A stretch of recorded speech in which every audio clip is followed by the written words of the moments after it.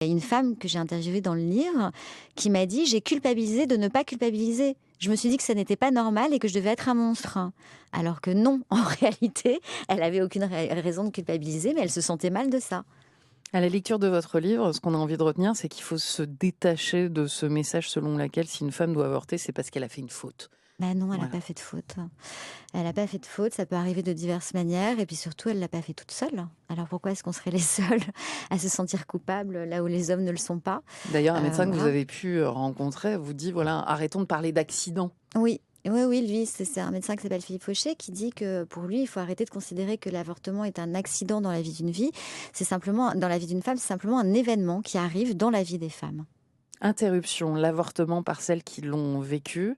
Un livre chez Stock, une pièce de théâtre Ouais. aussi, au théâtre Antoine. Mm.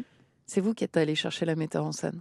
Oui, dès le début, avant même que le livre paraisse, j'avais envie qu'on entende toutes ces paroles parce que je me disais que ce serait perçu autrement, que le fait de l'entendre entouré avec les rires, l'émotion qui est partagée, ça donne autre chose. Et effectivement, ça donne vraiment autre chose. Ça nous permet de toucher beaucoup plus les hommes. Et ça, c'est vraiment quelque chose dont on est très heureuse. C'est qu'il y a de plus en plus d'hommes qui viennent.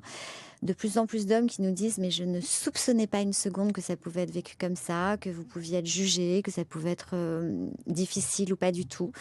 Et en fait, la pièce de théâtre permet de rendre, la parole beaucoup plus collective, en fait. C'est une expérience collective, là où la lecture est une expérience, personnelle. Et là, il y a des gens qui viennent en famille, il y a des mères qui viennent avec leurs adolescents ou leurs adolescentes parce qu'elles n'arrivent pas à en parler aussi simplement.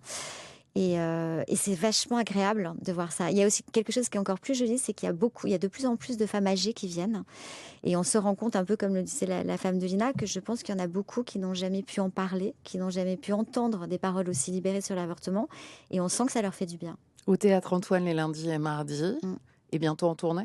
Oui, à l'automne prochain.